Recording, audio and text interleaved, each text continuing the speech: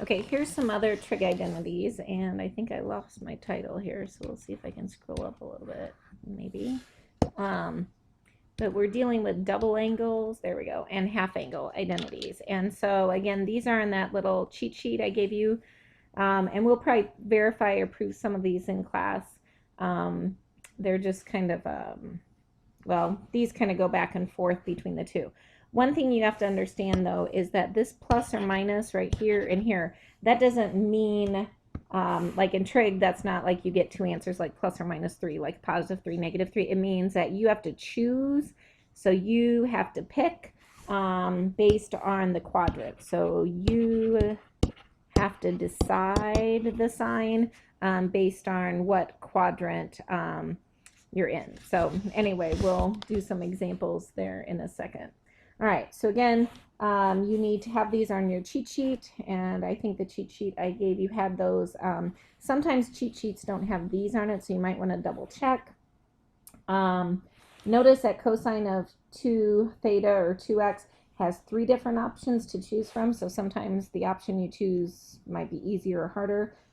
Sine of a double angle is nice. It's 2 cosine x, so you 2 cosine sine. You should kind of, anytime you see something like this with verifying, you should be thinking double angle.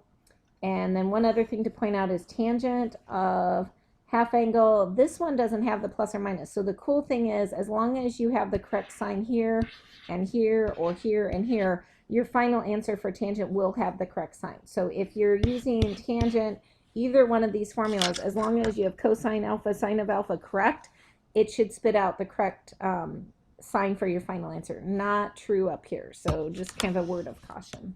All right, so let's just do a couple examples using these guys. And again, I wish there was a quick way to erase, but there isn't on this thing. So I'm just going to have to do it. So again, I apologize for the noise.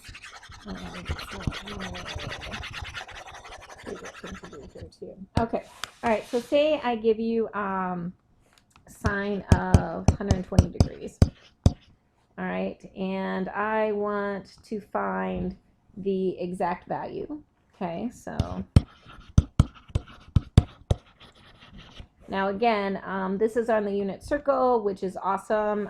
We could also split this into sine of 90 plus 30 and do, you know, like sine of alpha plus beta, that kind of thing.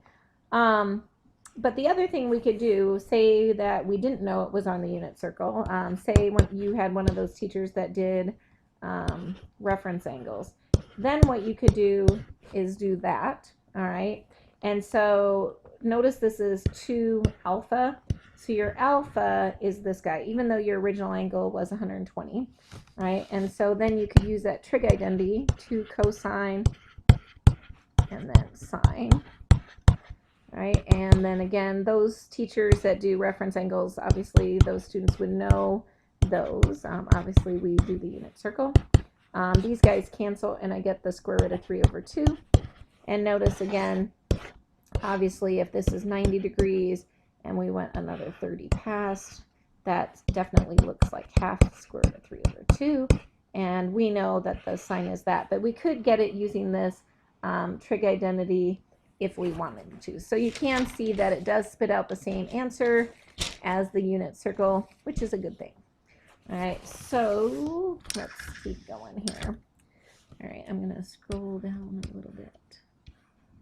All right, so say I want to find the exact value of cosine pi over 8, okay?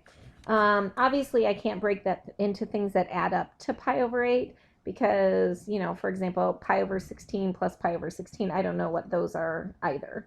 So I kind of know where pi over 8 is, obviously. Pi over 4 is here, which is a 45 degrees. So I know exactly where pi over 8 is. I just don't know the exact values that are on the unit circle because we don't memorize the ones for a 22.5 degrees. So what I'm going to do is I know that pi over 8 is actually half of pi over 4. So that's a dead giveaway that maybe that half angle trig identity would be a good idea.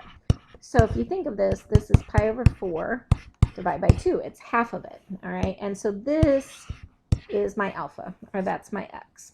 So I'm going to look at my little cheat sheet, my little trig identity sheet, and I get plus or minus the square root of 1 plus cosine. And my alpha is my pi over 4. That's the thing that is on the unit circle. That's why trig identities are helpful, because you can use something that is on the unit circle to figure out something that is not. All right, so then let's look at this. I get plus or minus 1 plus square root of 2 over 2 all over 2.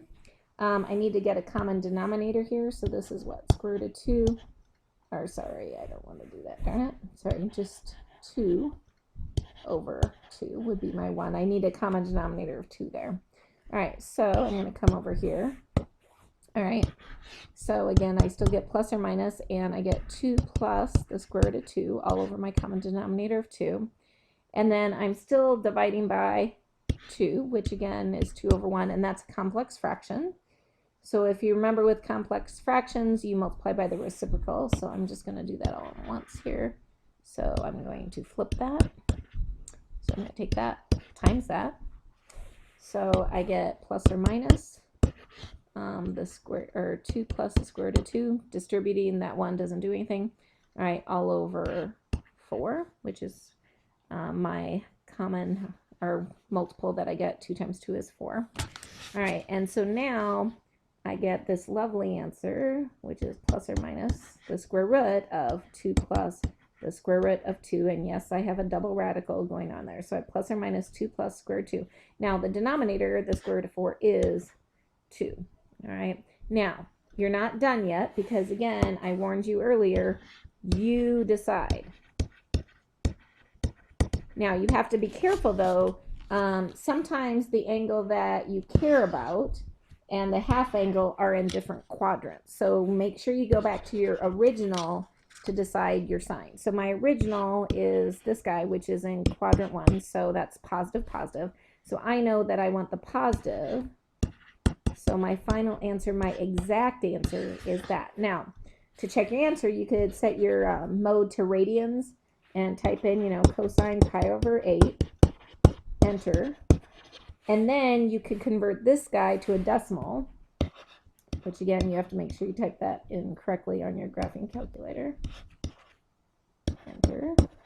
And if those two match, then you know you did this correct. Okay, but again, it's going to say an exact answer.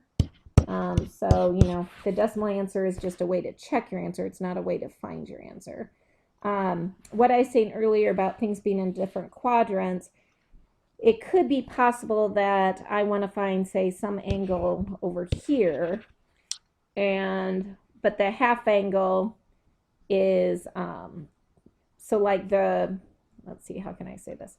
The angle I want to find is over here, but when I double it, the alpha ends up in this quadrant. So you have to make sure you look at your original angle to see. So for example, pi over 4 and pi over 8 are in the same quadrant. That doesn't always happen.